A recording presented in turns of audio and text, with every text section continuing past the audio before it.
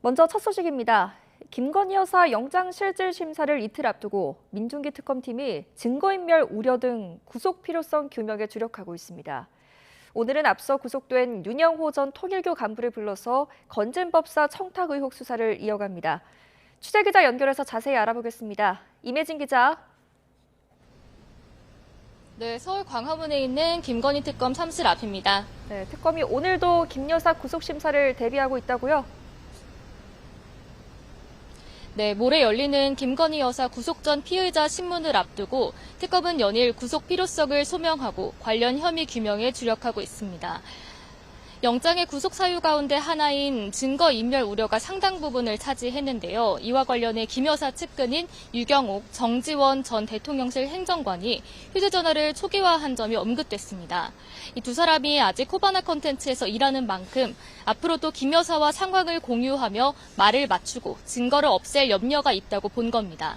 하지만 김 여사 측은 두 사람에게 휴대전화 초기화를 지시한 적이 없다며 관련성을 부인했습니다. 아울러 영장에는 포함되지 않았지만 나토 순방 관련 목걸이와 이유환 화백의 그림이 김 여사 오빠 장모 집에서 발견됐던 점도 증거인멸 정황으로 거론될 것으로 보입니다. 네, 이런 가운데 특검이 휴일인 오늘도 소환 조사를 이어간다고요? 네, 김건희 특검팀은 잠시 뒤인 오후 2시부터 윤영호 전 통일교 세계본부장을 불러 조사할 예정입니다. 윤 씨는 특검이 지난 7일 청구한 김 여사 구속영장에도 포함된 건진법사 청탁 의혹의 핵심 인물입니다.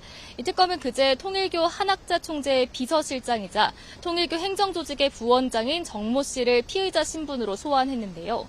조사 내용을 바탕으로 교단 차원에서 청탁이 이루어졌는지 거듭 확인할 것으로 보입니다. 모레 영장실질심사에는 지난 6일 김 여사 소환조사 신문을 맡았던 부장검사들이 입회하는 것으로 확인됐습니다. 앞서 윤석열 전 대통령 구속 전 피의자 신문에 박억수 특검보가 직접 참석했던 내란 특검과는 달리 이번에는 특검보들은 참석하지 않는 방향으로 파악됐습니다.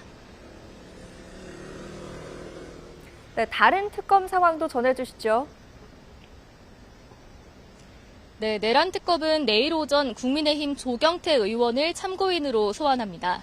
조 의원은 지난해 12월 4일 국회 비상계엄 해제 요구 결의안 표결에 참여한 국민의힘 의원 18명 가운데 한 명입니다. 특검은 앞서 김민기 국회 사무총장과 우원식 국회의장, 그리고 당시 국민의힘 소속으로 표결에 참여한 더불어민주당 김상욱 의원을 잇따라 조사하며 계엄 당일 국회 상황을 재구성하고 있습니다. 내일 오후에는 서울 동부구치소에 수감된 김용현 전 국방부 장관을 방문 조사할 예정입니다.